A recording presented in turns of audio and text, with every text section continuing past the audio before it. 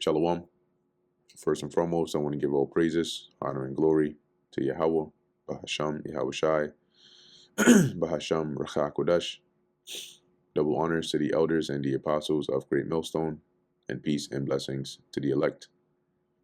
And today we're going to go into the book of Ecclesiasticus, the 43rd chapter. The pride of the height, the clear firmament, the beauty of heaven with his glorious shoe. The sun, when it appeareth. Let me actually pull this up here as well. All right. It says here, the sun, when it appeareth, declaring at his rising a marvelous instrument, the work of the Most High. Right? When you see the sun, it shows forth, in the heat of it and the light it brings, as a marvelous work, a marvelous instrument or tool of the Most High. At noon it parcheth the country, and who can abide the burning heat thereof? That's why people go inside and turn on the AC in the summer. a man blowing a furnace is in works of heat, but the sun burneth the mountains 3 times more. So you work, in a place where you're dealing with fire, you blowing air into a furnace to get the fire burning some more. You're working in heat, but the rays of the sun burn on the mountains 3 times hotter. Breathing out fiery vapors and sending forth bright flames, it dimmeth the eyes. Right? If you look up at the sun, you got to squint, right? You can't look directly at it because that's how bright it is. Great is the Lord Yahweh that made it, and at his commandment runneth hastily. All right, that's basically the ordinance, right? The sun and the moon and so on. But the sun moves at the commandment of the Lord. Hence, he was able to have it stand still during the time of Joshua. He was able to reverse it during the time of Hezekiah. He made the moon also to serve in her season for a declaration of times and a sign of the world. Yeah, the moon is for signs as well. The sun tells time more on the daily. The moon more on the, the longer periods of time, right? So like days, months, years. From the moon is a sign of feasts, a light. Because the new moon, right? Different, holy day, for example, the Passover is 2 weeks after the new moon of the first month, but that's determined based on the moon. A light that decreaseth in her perfection, right? And that shows you that the moon does, emit light, but it's going into the moon, the phases of the moon, or the moon cycle. The month is called after her name, increasing wonderfully in her changing, right? And that's how you also tell months, right? But it's called after her name. It says here, increasing wonderfully in her changing, being an instrument of the armies above, shining in the firmament of heaven. And that changing is, you have a new moon, right? Then you have the slither, and then it'll grow, and eventually it'll become a full moon, and then so on and so forth, right? That's the changing. The beauty of heaven, the glory of the stars, an ornament giving light in the highest places of the Lord. At the commandment of the Holy One, they will stand in their order and never faint in their watches. Yeah, so when the Lord, because he commanded them, right? He set them up. And you don't see the sun ever take breaks. I'm calling out today. And the stars are like, yeah, nah, I'm calling it a day, man. I'm too tired. No. All right, they never faint in their watches. Look upon the rainbow and praise him that made it. Very beautiful is it, or it is, in the brightness thereof. It compasseth the heaven about with a glorious circle, and the hands of the Most High have bended it.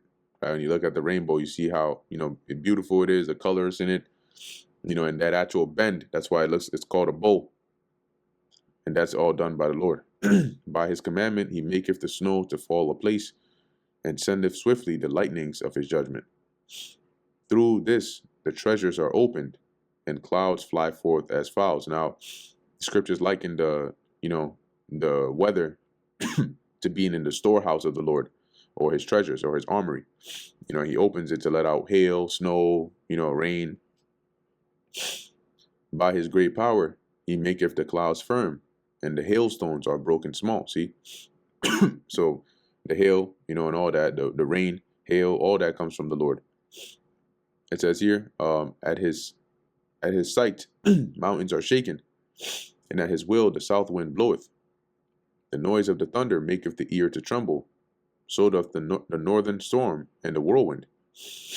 As birds flying, he scattereth the snow, and because you see snow falling from the sky, just like birds flying in the air, and the falling down thereof is as the lighting of grasshoppers, right? Basically, when you have grasshoppers or locusts, and they go to a certain area, they fill up the whole ground, right? Just like snowflakes, it completely fills up the whole land. If you look up here, locusts on land.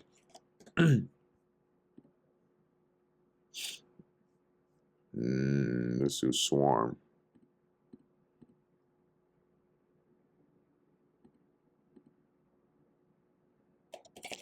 Swarm of locusts. Yeah. So that you see how they move in a swarm. Now, if I can get a picture of them, just all grouped up on the ground. Basically, it's like how snow falls, because snow falls everywhere, right? That's basically what it's saying. Verse 18: The eye marveleth at the beauty of the whiteness thereof, and the heart is astonished at the raining of it. Right, looking down at the snow coming down. Your eye, it says it's because literally it looks like what they call winter wonderland. How everything looks white. Sometimes it snows so much, everything looks white. And in the nighttime, it looks brighter because it's all white. The hoar frost, or the snowflake, also as salt, he poureth on the earth, and being congealed, it lieth on top of sharp stakes. Okay, let's read that verse 19 in the GNTD. All right, it says here, he sprinkles frost over the ground like salt, and it freezes into thorny flowers of ice. Verse 20, when the cold north wind bloweth, and the water is congealed into ice, it abideth upon every gathering together of water, and clotheth the water as with a breastplate. He sends forth the cold north wind blowing, and the water hardens into ice. Every lake and pond freezes over, putting on a coat of icy armor. It devoureth the mountains, and burneth the wilderness, and consumeth the grass as fire. He scorches the wilderness hills with drought, and the grass turns brown from its heat. Verse 22, a present remedy of all is a mist coming speedily, a dew coming after heat refresheth. Reading that in the GNTD, it says, but a cloudy mist restores it all to life, as the weather cools and dew appears. By his counsel he appeaseth the deep, and planteth islands therein. By his wisdom he calmed the great oceans, and placed the islands there. That's all the Lord set that up, right? The fact that even the concept of an island, think about that, how like marvelous that is. But that was all through the wisdom of the Lord. That's how he established the foundations of the world, through his wisdom. They that sail on the sea tell the dangers thereof, or the danger thereof, and when we hear it with our ears, we marvel thereat. Right, the tales of voyages, for therein be strange and wondrous works, variety of all kinds of beasts and whales created. Right, that's in the ocean. It's a whole different world. By him the end of them hath prosperous success, and by his word all things consist. Verse 26, GNTD, it says, each of the Lord's messengers succeed at his task. Everything is held together by his word. Yeah, and also, going to those that take the voyage. I think in Wisdom of Solomon, it mentions that men commit themselves to a small, a piece of wood, in this dangerous ocean, but the Lord preserves them. By him, the end of them, Slakia, verse 27, we may speak much and yet come short. Wherefore, in some, he is all, right? So we may, go on and on and on about the glory of the Lord, and we still wouldn't do it justice. So in conclusion, he is all. That's it, right? He is. And there's no limit. There's no one description that can cover it all. How shall we be able to magnify him? For he is above all his works. The Lord is terrible. And here it is. We're in awe at his works, at the creation, which is things that came out of his mind. How much more for him? The Lord is terrible and very great, and marvelous is his power. When ye glorify the Lord, exalt him as much as ye can. For even yet will he far exceed. And when ye exalt him, put forth all your strength, and be not weary, for ye can never go far enough. See, so when you exalt the Lord, go as best as you can, and guess what? It still won't be enough. Who has seen him, and that he might tell us? And who can magnify him as he is? Nobody.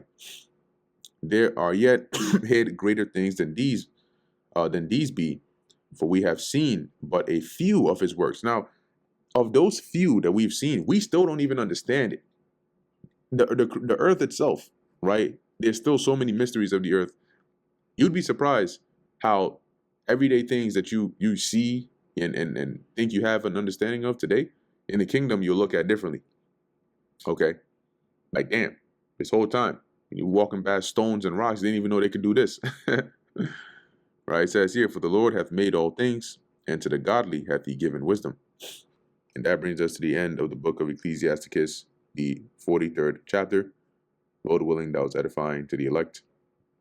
In closing, I want to give all praises, honor, and glory to Yahweh, Bahasham Yahweh Shai, Bahasham Raka Kodash. Until next time, Shalom.